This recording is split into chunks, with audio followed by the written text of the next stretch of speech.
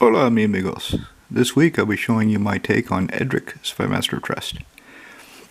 A lot of you have played against or perhaps played Edric yourself. And what's the bonus? What's the advantage of Edric? Obviously card advantage. Every time a creature smashes one of your opponents, you get cards. And who doesn't love cards, right? He also does a second thing, which is overlooked. He encourages your opponents to attack each other. Because they attack you, they don't get cards. So, 3 mana, 1 colorless, blue-green for a 2/2 legendary elf rogue. Whenever creature deals combat damage to one of your opponents, its controller may draw a card. So if they forget the trigger, they get nothing. Alright, let's dive into it. Now, my take on Edric is very resilient. A lot of ways to recover my board position. A friend of mine, he has Edric as well, and the way he built his, it's essentially green mono elf tribal. It's so green that it's not uncommon for him to have difficulty finding the blue source and casting Edric. I think one time he went 10 turns before he could cast Edric, and he was in a bad position by then. In fact, I think Edric is the only blue card in his deck. We've played a few times, one-on-one, and his build came out very quickly one time, smashed into me before I could really do much. The next 2 or 3 games, my build proved more resilient, and I was able to recover and smash back into him. Right, so I just zip through these. I'll only touch on the cards that are interesting or have some combination, something to discuss. Right, so Trygon Predator, 2/3 flyer. Whenever it smashes into an opponent, I can destroy an artifact or enchantment they control. Breeding Pool. Minamo, School of the Unseen.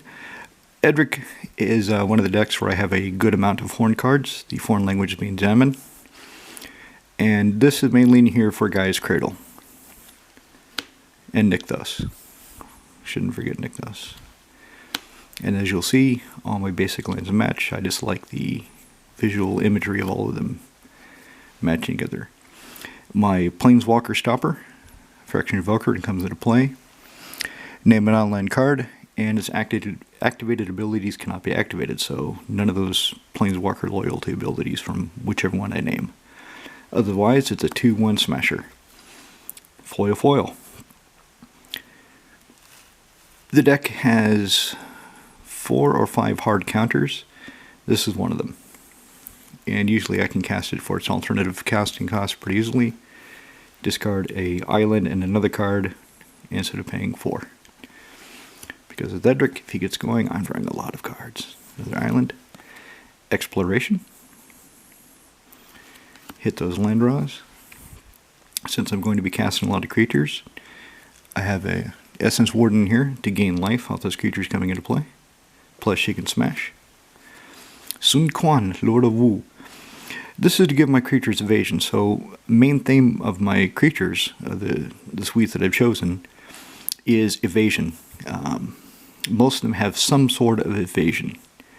And with Sun Quan, all of them get horsemanship, which it's kind of unfair because horsemanship is such a rare ability that almost nobody else will have anything with horsemanship. They will probably have flyers, but that would be it. Allurin. So when I'm drawing lots of cards, I can be casting lots of creatures at the end of my preceding opponent's turn. So they'll be ready to attack on my turn. Venser, not really a hard counter, but will stop something that needs to be stopped by returning it to its controller's hand. Either a spell or a creature. Plus, he smashes for 2. This is a new addition to the deck. I took out Forbid. Counterspell, costs 4, 2 colorless, blue. Buy it back by choosing and discarding 2 cards. I decided I didn't really need Forbid, and I wanted another creature. I've had her for a few months. Bought it because I love the art. I like the full extended art version. And I should be casting multiple cards on my turn. So her ability to put the cat token into play should come up quite a bit. And also, The 6, until in turn, creatures control get a power and toughness boost. Change their base power and toughness to XX, where X is the number of cards in your hand. I'm interested to see how that plays out. How relevant that second ability is. Bifelstam, Command Tower. Cryoportation, to help me find Nykthos or Cradle. Yavimaya Coast. Blue-green Painland. Island. Phantasmal Image, a very shaky clone. There's been not many games where he's come up at all, let alone been cast and been relevant. But since he's cheap and he has such versatility, I keep it in here. Another island. Right, so now we started getting into my resilience. So Genesis. 4 and 1 green, 4/4/4 Incarnation. If he goes to the graveyard, and he's in the graveyard, during my upkeep I can spend 2 colors and a green to return a creature I control from a graveyard to my hand. So this helps me get back key creatures after some kind of Warden wipe or combat losses. Fyndhorn Elves. Something else I need in the deck is ways to get around Winter Orb, which is in the deck. So I've got a few mana elves. Another counter and a beater in the same package.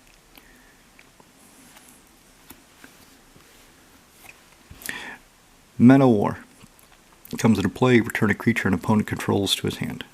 So get rid of something that I can't deal with otherwise. Vendilion Clique. 3/1 flyer for 3. It's a flasher. Comes into play, look at somebody's hand, even mine, choose a card. If I want to, put that on the bottom and draw another one. So here we start getting into some more of the unexpected evasion. So flying, okay, that's pretty much common in the game. So this is an Island Walker that regenerates. A lot of these evasion cards are opportunistic. So this is only good if somebody has islands in play, which is pretty common in my group. Otherwise, it can be a decent blocker, because I can always just keep regenerating it. Hope of il-Kor. If it deals damage to a player, I can sacrifice it, and they can't cast spells until my next cast non-creature spells until my next turn. The real reason this is in here is because a friend of mine has a Storm deck. It's not come up yet, but I'm interested to see if I can get Hope of il-Kor through if he's playing Storm and stop him for a critical turn. Merry Cat Warrior, 2/3 first strike Forest Walker with Vigilance. I've always liked the art. I've always liked this card. It's not a good card anymore. Hardly anybody plays her. But I need things with evasion. It's nice to have things that are a bit tougher. And it's just cool. It's one of those artists that they don't have anymore. Darren Bader, he did a few cards around that era, but he hasn't done anything since. Ancient Tomb. Add 2 colors, take 2 damage. Reliquary Tower. Obviously in Edric, I should be drawing a lot of cards. If the deck is working, I am drawing a lot of cards, if it's working. And I don't want to be discarding the ball at the end of my turn. So, Reliquary Tower. Sylvan Safekeeper, sacrifice a land. Target creature gains Shroud until end of turn. What this is mainly for is to protect a key creature. And beat down for 1. Yay, beat down for 1. It's so threatening. Flooded Grove. One of my shiny islands. I don't have very many foil basic lands, really.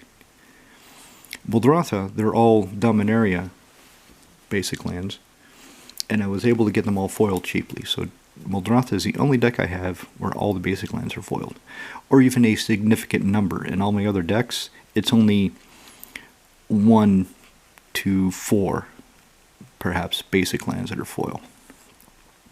Cold-Eyed Selkie, 1 colors, blue-green hybrid, 2. For an Island Walker, that when she does damage, I draw cards equal to her power. So as a 1/1, she's not very impressive, but I have ways of making her bigger.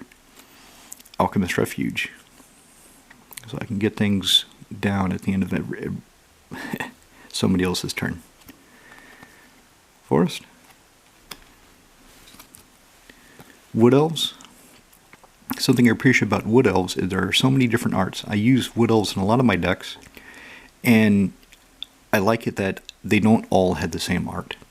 If I have multiple cards across multiple decks, multiple copies of the same card rather, I like it when they have different arts, different treatments, something visually unique about them. Sower of Temptation, steal an opponent's creature, and beat down in the air. Cloud of Faeries. This isn't really necessary in the deck, but I just like it. Sometimes it's it's very relevant because I can untap a Nykthos, untap a Cradle. Otherwise, it's a free 1/1 flyer. Island. Pester Might. So I can untap something that I need to use again, or I can tap down something one of my opponents has. A lot of versatility in this card. Seedborn Muse. Yep, I'll be untapping with all of you. Tradewind Rider. This is a card I often think about cutting. Really hasn't come up. In all the games I've played with it in the deck, not only has it come up only rarely, but I never activated the ability. It's never been necessary. That said, I still keep it in there because of the potential it has. As the power creep increases, creatures become bigger, stronger, and I've got a bunch of weak 1/1s, 2/1s, things like that. Being able to return a odious creature back to its opponent's hand is pretty useful. Plus I love the art in the quote. "'Tis a shame in such a tempest to have but one anchor. Lawrence Stern, Tristram Shandy." Just kind of a pet card. Alright, we're moving right along. Spellstutter Sprite. I have enough fairies in the deck to actually make this useful. Usually I can only counter something 4 or less, but often that's all I need, and then she can start beating down in the air. Invisible Stalker, unblockable, and hexproof. Very nice. You have Maya Hollow to regenerate something that I don't want to have die, usually Edric. Earthcraft. Now the reason Earthcraft is in here is because Winter Orb is in here. So to break the symmetry of Winter Orb, I can tap my untapped creatures. I have ways of making tokens, so even if they have Summoning Sickness, I can tap them to untap my basic lands and get access to my mana while my opponents are still struggling under the Orb of Winter. Island. Llanowar Elves. Another one of my mana creatures, again to break the symmetry of Winter Orb. Beastmaster Ascension, key card in the deck. And this is really nice. As many of you know, if you attack for 7 creatures in one turn, if this is in play, bang, all of a sudden it has 7 counters on it, and all your creatures get +5/+5. Forest. Scryb Ranger. 1/1 flasher, protection from blue. Another one of those could be relevant. Could just be words on a card sort of abilities. She can obviously get past any blue air creatures, or she can block something and not die if it's blue. And also, return a forest I control my owner's hand, attack target creature. That's nice because if I need something that cares about the cards in my hand, I can get 1 card back, and I can untap something that is useful, typically Mana Elf. My Russian Infiltrator, it took me a long time to find this, a long time. I decided it'd be so funny to have a Russian Infiltrator. Obviously the name is really Jhessian Infiltrator, but this one is Russian. She is a 2/2 unblockable. That's it. But it took me about 2 years before a foil one finally popped up on Magic Card Market, and I bought it. Pendelhaven. Got a lot of 1/1 creatures. This is nice to make them a bit stronger, to either have them survive or to smash a bit harder. Just a bit harder because it is only 1/1. Lotus Cobra. Why not? Gets more mana out of my lands coming into play. Plex Manta. This is a card I don't see anybody else play.